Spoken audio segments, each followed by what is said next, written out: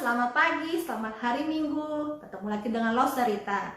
Saya yakin kalian semua udah semangat nih untuk bersekolah Minggu ya. Udah siap semuanya? Udah semangat mau menyanyikan lagu puji-pujian untuk Tuhan? Nah, sekarang saya mengajak kalian semuanya untuk bangkit berdiri. Kita mau menyanyikan lagu Hari Ini Harinya Tuhan.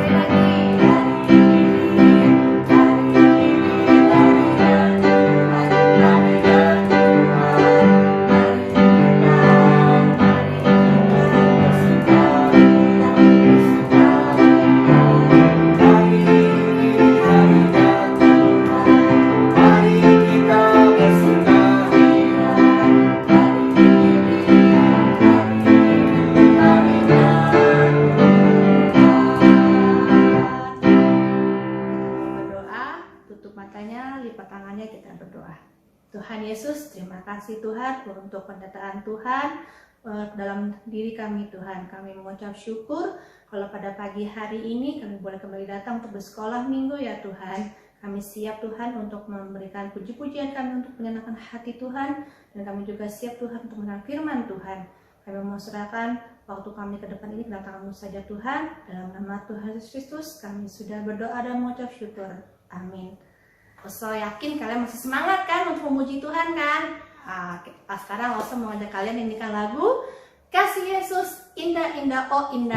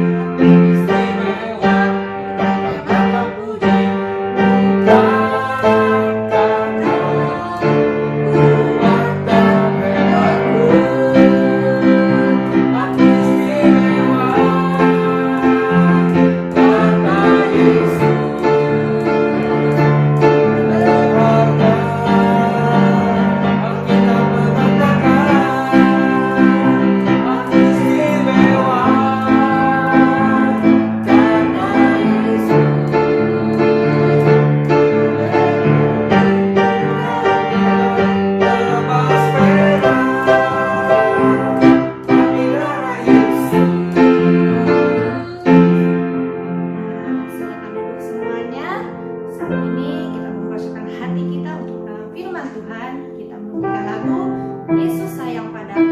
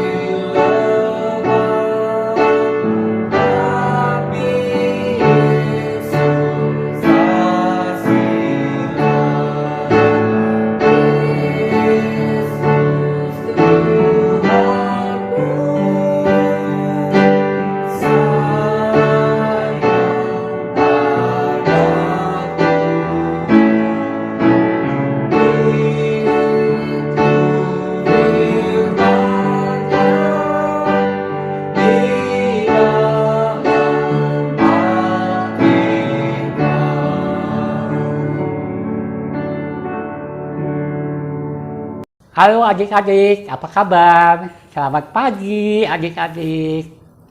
Kalian sehat-sehat kan?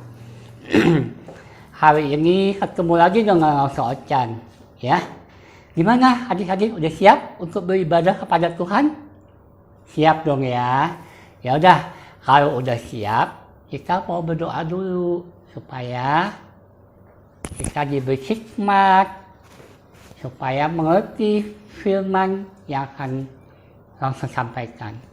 Yuk, semua lipat tangan, matanya ditutup ya. Kita berdoa.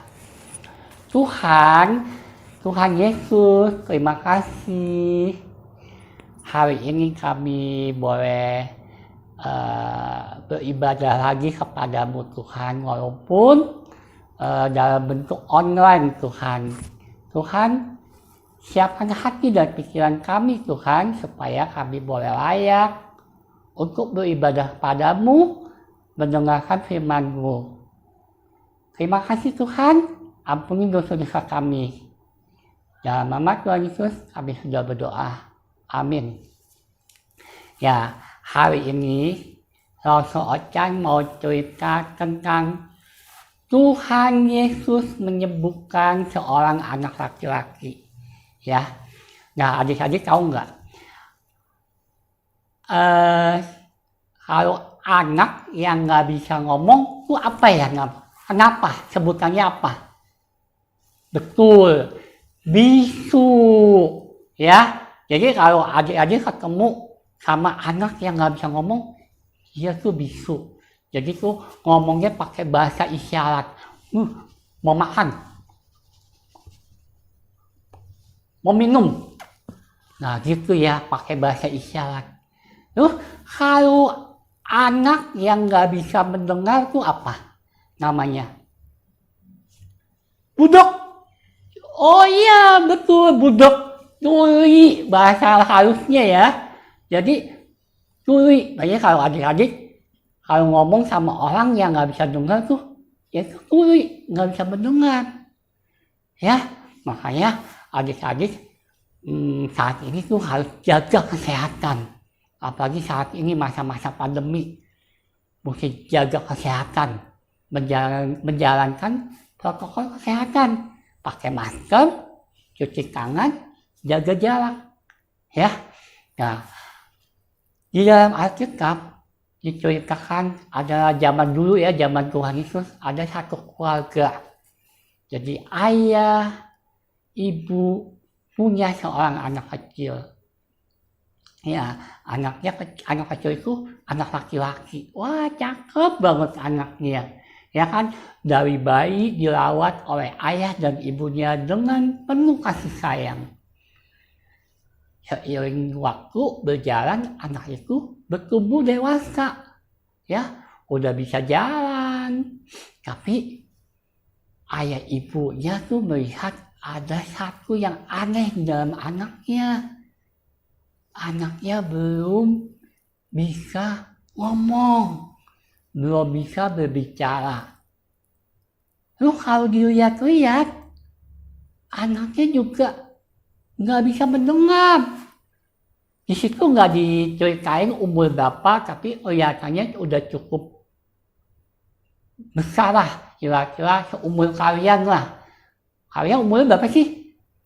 7, 8, kita bilang 10 tahun deh ya, anggap aja kita anak itu umur 10 tahun. Jadi anak itu umur 10 tahun belum bisa ngomong, nggak bisa dengar. Jadi kalau ngomong dia pakai bahasa isyarat, misalnya mau minum, mau makan, ya, lu pokoknya pakai bahasa isyarat. Aduh, orang tuanya sedih banget. Orang tuanya udah bawa anaknya berobat ke tabib yang terkenal pada saat itu. Tapi belum sembuh juga. Anak itu tetap nggak bisa ngomong, nggak bisa dengar. Terus ditambah lagi, anak itu punya sifat yang aneh. Sifat anehnya apa? Sifat anehnya di saat-saat tertentu anak itu bisa kejang-kejang. Di saat kejang-kejang, anak itu suka menyakiti tubuh sendiri dengan banting-banting badannya ke lantai. Bahkan suka membahayakan tubuhnya dengan melakukan perbuatan yang berbahaya. Misalnya ada sumur, dia loncat ke sumur. Ada sungai, dia loncat ke sungai. Bahkan ada api, dia guling-gulingan di api. Kalau zaman dulu kan mungkin masaknya pakai kayu kali ya. Jadi anaknya bisa buang badannya ke api. Wih, ngeri nggak? Serem nggak? Ngeri ya. Aduh, tapi anehnya walaupun begitu anaknya nggak mati-mati. Cuman suka menyakiti tubuhnya. Jadi orang tuanya harus menjaga anaknya 24 jam untuk menghindari anaknya melakukan hal-hal yang tidak baik seperti itu, membahayakan tubuhnya, menyakiti tubuhnya. Wah, orang tuanya sedih banget. Papanya bilang begini, bapaknya bilang begini. Aduh, gimana ya anak kita kok kayak begini? Ibunya bilang, iya ya. Gimana ya yang dokter bisa menyembuhkan anak kita? Terus tiba-tiba bapaknya ingat. Oh ya, aku ingat ada satu nabi namanya Tuhan Yesus. Dia bisa menyembuhkan orang buta, melihat, orang tuli mendengar, orang bisu berbicara. Bahkan lebih hebat lagi, dia bisa membangkitkan orang mati. Wah, gimana tuh? Gimana kan Nabi Tuhan Yesus itu? Yuk kita cari yuk. Ya, aku akan cari. Tuh, setelah beberapa hari, bapaknya mencari informasi keberadaan Tuhan Yesus. Sampai akhirnya ketemu. Tuhan Yesus ada di satu tempat di daerah perbukitan. Di situ nggak disebutin nama perbukitannya apa. Tapi katanya Tuhan Yesus ada di satu tempat di perbukitan, di pegunungan. Ya, akhirnya bapak bilang, aku sudah menemukan Tuhan Yesus ada di mana bersama murid-muridnya. Oh, di mana? Oh, kita bilang aja di pegunungan A gitu ya. Karena di situ nggak ditulis nama tempatnya apa. Aku akan membawa anak kita untuk ketemu dengan Tuhan Yesus supaya bisa disembuhkan. Oh iya Pak, baiklah, kamu bawa ya anak kita ya, hati-hati ya perjalanan supaya nanti bisa pulang dengan selamat, anaknya sudah sembuh. Baiklah, bapaknya ngomong kepada anaknya, hai nak, nanti hari Rabu kita akan berangkat ke satu tempat. Kita akan bawa kamu berobat dokter yang hebat. Wah, namanya anak kecil seneng aja ya, mau diajak pergi, mau diajak jalan. Ya kan, waktu itu kan dia bilang, oke Pak, baik Pak.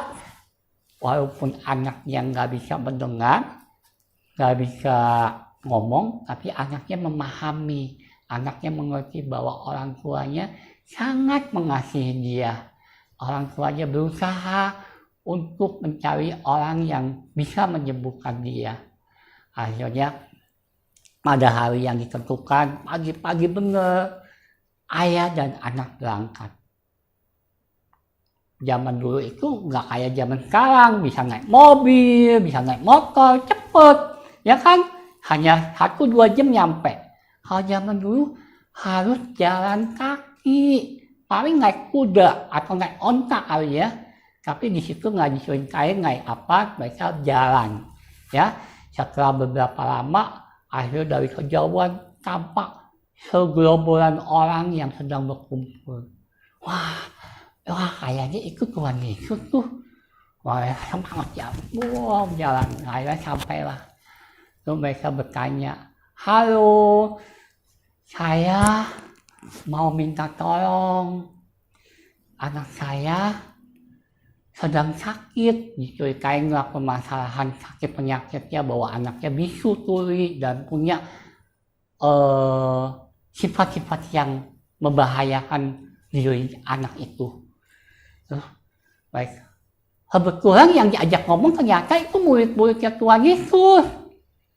Kata murid-murid Tuhan Yesus, waduh, Tuhan Yesus lagi pergi, dia lagi ke atas gunung, lagi berdoa. Tapi nggak apa-apa Pak, jangan khawatir. Kami ini murid-muridnya Tuhan Yesus. Kami ini bisa berdoa buat anak Bapak. Oh ya udah, tolong ya, sembuhkanlah anak saya ya. Saya tuh kasihan melihat anak saya seperti itu. Akhirnya murid-murid Tuhan Yesus berdoa buat anaknya. Mereka tumpang tangan rame-rame kepada anak itu. Ya, setelah beberapa lama mereka berdoa, ternyata anaknya nggak ada perubahan.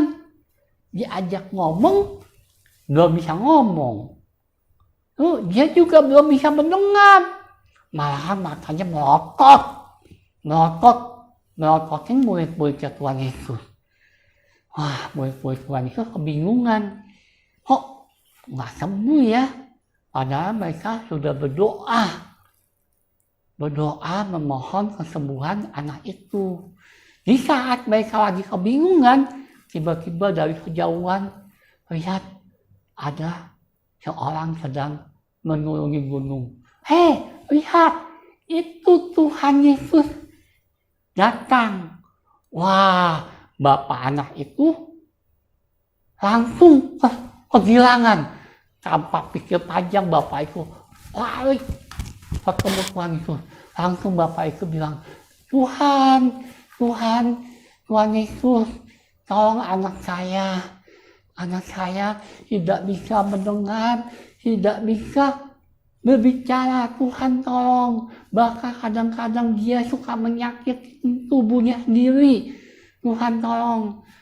Tuhan Yesus melihat bapak itu merasa kasihan. Tuhan Yesus bilang, gimana anak kamu? Itu anak saya ada di situ. Ya udah, bawa kemari. Akhirnya bapak itu lari menjemput anaknya untuk dibawa ke Tuhan Yesus. Tapi apa yang terjadi?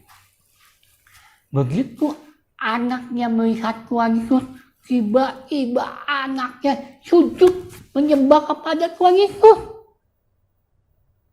nggak berani melihat Tuhan Yesus. Tuhan Yesus selalu berkata, hai roh yang ada di dalam anak, engkau harus keluar dari anak itu. Roh yang membuat anak itu bisu, roh yang membuat anak itu tuli, roh yang membuat anak itu menyakiti tubuhnya harus keluar. Tiba-tiba anaknya itu meronta-ronta, guling-gulingan, kejang-kejang. Setelah beberapa lama kejang, guling-gulingan, tiba-tiba anaknya diam. Anaknya diam. Wah, semua orang, wah anaknya mati. Anaknya meninggal. Waduh. Anaknya diam, gak bergerak, matanya tertutup. Tapi Tuhan Yesus memegang tangan anak itu, membangunkan anak itu. Tiba-tiba anak itu membuka matanya, tiba-tiba anak itu bangun. Apa yang terjadi? Anak itu bisa tersenyum, karena dia bisa mendengar suara banyak orang. Tanpa spontan, anak itu spontan bisa bilang, Bapak, aku mendengar. Wah, bapaknya kaget, anaknya bisa ngomong, bisa bilang bahwa dia sudah bisa mendengar. Wah, bapaknya sangat senang. Akhirnya bapak itu dan anaknya sujud menyembah kepada Tuhan Yesus untuk mengucapkan terima kasih. Terima kasih Tuhan, Engkau sudah menyembuhkan anak saya. Kata Tuhan Yesus bilang, ya baik, kalian pulanglah dengan selamat. Akhirnya mereka buru-buru pulang untuk sampai di rumah memberitahu kepada istri atau mamanya dari anak itu. Mereka sangat senang sekali anaknya sudah sembuh. Ya, dan di situ diceritakan Tuhan Yesus bilang begini, kenapa murid-murid Tuhan Yesus nggak bisa menyembuhkan? Tuhan Yesus mengatakan, ya memang penyakit ini tidak bisa disembuhkan hanya dengan berdoa, tapi dengan iman. Jadi kita tuh di dalam berdoa harus punya iman. Ya, adik-adik di dalam berdoa harus punya iman. Iman tuh apa sih? Kepercayaan. Jadi kalau misalnya adik-adik tuh lagi berdoa, misalnya adik-adik ingin sesuatu kepada Tuhan, adik-adik harus berdoa, tapi harus percaya bahwa Tuhan sanggup menolong adik-adik. Tuhan sanggup memberikan apa yang dibutuhkan adik-adik. Ya, walaupun nggak langsung dikasih, mungkin tunggu sesuai dengan waktu dan kehendak Tuhan. Berapa lama? Kita nggak tahu. Yang pasti kita harus percaya bahwa Tuhan bisa menyembuhkan sakit penyakit yang dialami oleh siapapun juga. Tuhan bisa memberi sesuatu yang diminta di dalam doa adik-adik, ya. Yang penting adik-adik punya iman dan percaya bahwa Tuhan sanggup menolong adik-adik, ya.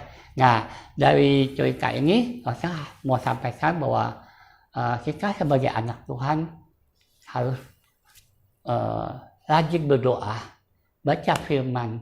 Itu membuat kita iman kita bertumbuh, ya. Oke, jadi cerita Rosa sampai di sini. Nah, Rosa mau kasih tahu bahan ceritanya diambil dari mana. Bentar ya. Rosa pakai kacamata dulu, kalau nggak kelihatan. Ya, jadi bahan cerita yang hari ini Rosa cerita yaitu diambil dari Markus 9 ayat 14 sampai 17. Markus 9 ayat 14 sampai 17. Lalu ayat hafalannya yaitu Markus 10 ayat 14b yang bunyinya seperti ini. Biarkan anak-anak itu datang kepadaku. Jangan menghalang-halangi mereka, Sebab orang-orang seperti itulah yang mempunyai kerajaan Allah. Biarkan anak-anak itu datang kepadaku. Jangan menghalang-halangi mereka, sebab orang-orang seperti itulah yang mempunyai kerajaan Allah. Jadi adik-adik, ayat hafalannya dihafalin, suruh mama papanya direkam di video, terus kirim ke Rose. Ya, nanti Rose bisa absen. Ya, jadi cerita Rose hari ini sampai di sini. Oh ya, aktivitasnya ya. Jadi aktivitasnya hari ini Rose mau minta kalian tulis pengalaman kalian waktu kalian sakit. Kalian pernah sakit apa, tulis. Sakit apa, lu rasanya apa. Terus kalian berdoa nggak kepada Tuhan, lu akhirnya sembuh apa enggak. Singkat aja ceritanya. Nanti difoto juga, terus kirim ke Rose. Ya, oke adik-adik. Sebelum kita mengakhiri ibadah kita berdoa dulu ya. Ya, sekarang adik-adik matanya ditutup, tangannya dilipat, kita berdoa. Tuhan, terima kasih ya Tuhan, hari ini kami sudah beribadah kepadamu, mendengarkan firman Tuhan. Cerita tentang Tuhan menyembuhkan seorang anak laki-laki. Kami percaya Tuhan bahwa Tuhan juga bisa menyembuhkan kami jika kami sakit. Tuhan gak bisa menolong kami bila kami sedang punya masalah. Tuhan gak bisa menolong kami memberikan sesuatu kebutuhan kami. Terima kasih ya Tuhan. Kami serahkan hidup kami seminggu yang akan datang ke dalam tangan Tuhan Yesus. Supaya minggu depan kami boleh beribadah kembali kepada Tuhan. Terima kasih Tuhan. Dalam nama Tuhan Yesus kami sudah berdoa. Amin. Oke adik-adik, sampai ketemu minggu depan di sekolah minggu, hari Minggu. Dadah. Nah, adik-adik, sekarang tiba saatnya untuk memberikan persembahan kita kepada Tuhan kita. Nah, kalian bisa minta tolong pada orang tua kalian ya untuk mentransfer ke rekening gereja kita. Nomornya tertera di layar kalian. Nah, sambil orang tua kalian mentransfer persembahan kalian ke gereja, kita menyanyikan puji-puji untuk Tuhan kita mau katakan kasihnya seperti sungai.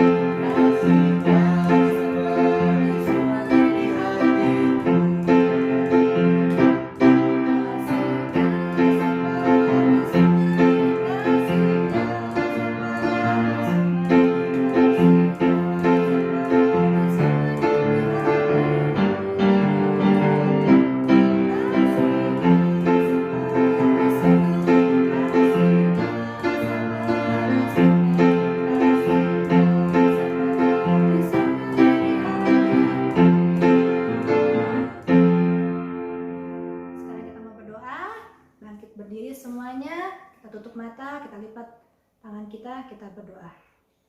Tuhan, terima kasih Tuhan untuk berkat Tuhan yang boleh mengalir kepada keluarga kami Tuhan. Tuhan, kami pada saat ini mau mengembalikan berkat kami Tuhan kepada-Mu ya Tuhan. Ya Tuhan yang mau pakai, Tuhan yang mau terima ya Tuhan untuk pekerjaan Tuhan. Kami mau serahkan untuk persembahan kami tentang-Mu saja Tuhan. Kami juga mau berdoa Tuhan, mau menyerahkan kegiatan kami selanjutnya Tuhan kepada-Mu Tuhan. Kiranya Tuhan yang boleh terus menyertai kami. Kami mau serahkan dalam nama Tuhan Yesus, kami sudah berucap syukur. Amin. Bapa, terima kasih.